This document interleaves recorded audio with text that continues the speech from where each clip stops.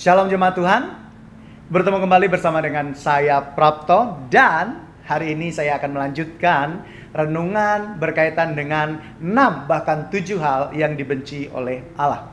Kalau yang kemarin kita sudah belajar 2 hal. Yang pertama adalah Tuhan membenci kesombongan. Ayo.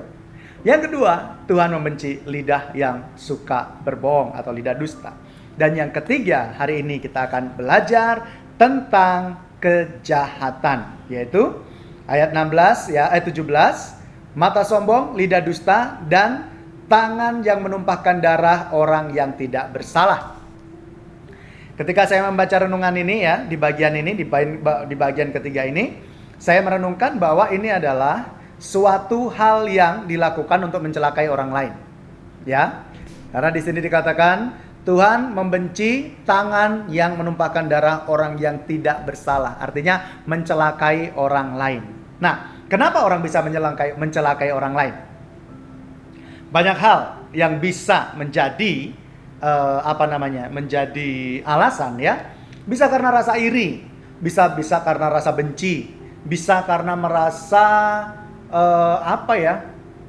untuk kepentingannya sendiri, keegoisannya sendiri mencelakai orang lain. Nah, di sini ternyata hal tersebut dipandang jahat oleh Tuhan. 6 perkara ini yang dibenci Tuhan, bahkan 7 perkara yang menjadi kekejian bagi hatinya. Mata sombong, lidah dusta, dan mencelakai orang yang tidak bersalah. Ada orang yang karena berprestasi tidak senang dengan orang berprestasi, lalu kemudian mencelakai orang tersebut.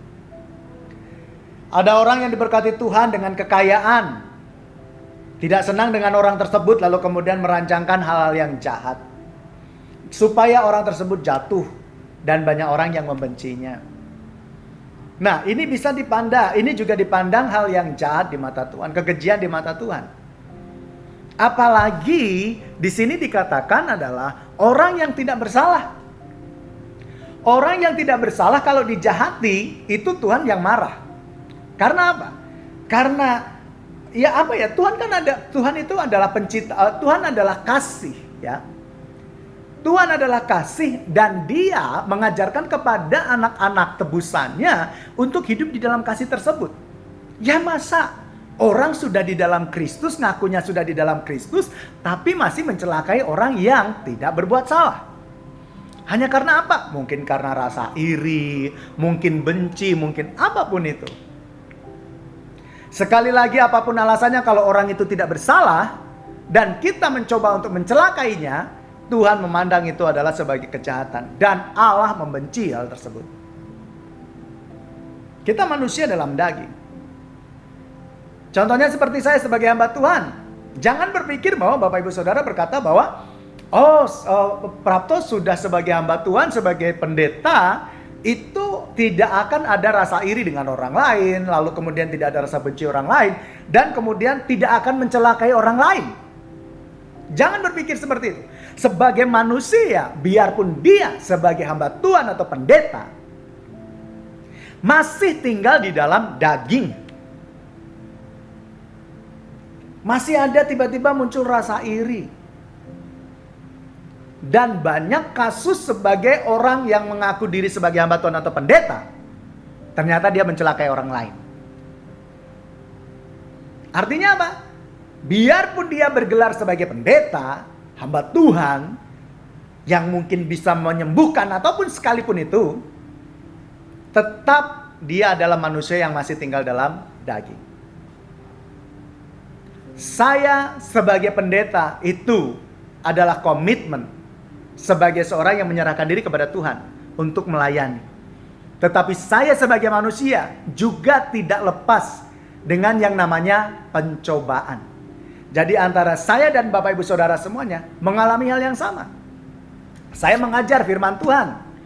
Tuntutan saya lebih besar. Tuntutan kepada saya lebih banyak. Karena saya dituntut untuk bisa ngomong dan juga mempraktekkan.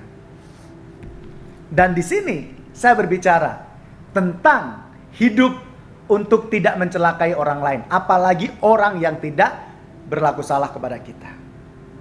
Karena itu dipandang jahat oleh Tuhan. Jadi baik saya atau Bapak Ibu Saudara semuanya, Yang mungkin berkata bahwa saya masih manusia awam. Mau pendeta mau awam, kalau sudah berbicara firman Tuhan, semuanya sama. Harus hidup di dalamnya. Apalagi saya, tuntutannya lebih besar. Karena saya berbicara kebenaran ini.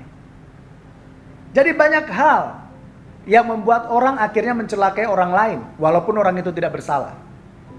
Yang berbahaya adalah rasa iri, kecemburuan sosial, dan sebagainya.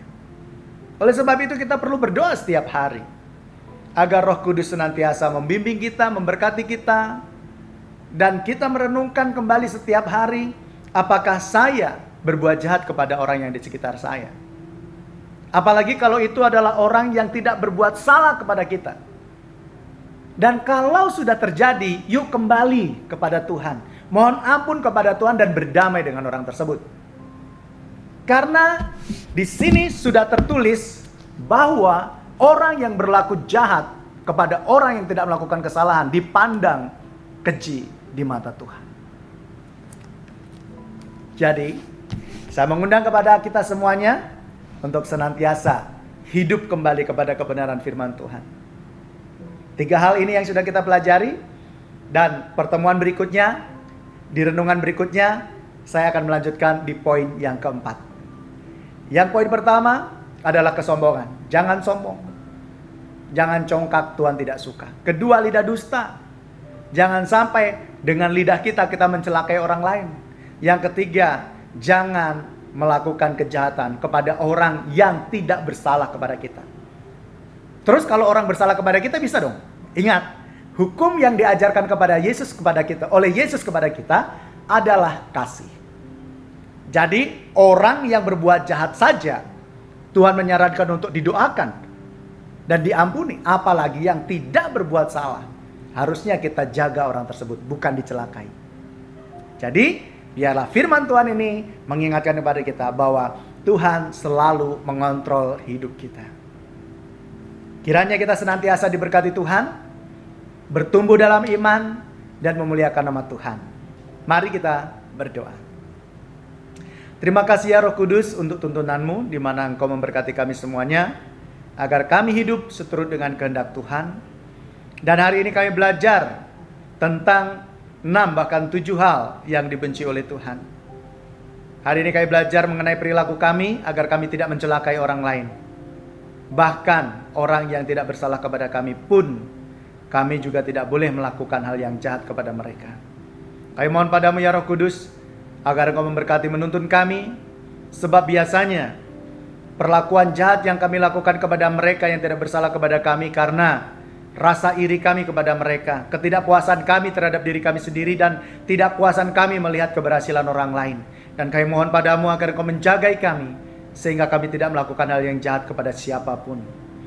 Dan hari ini hamba berdoa untuk semua jemaat Tuhan yang mengikuti renungan ini diberkati, kesehatan mereka, keluarga, dan ekonomi, semuanya Engkau menjagai mereka semua Tuhan. Terima kasih ya Roh Kudus, kami serahkan hidup kami dalam tangan kuasa-Mu. Diberkatilah setiap kami semua dalam nama Yesus. Haleluya. Amin.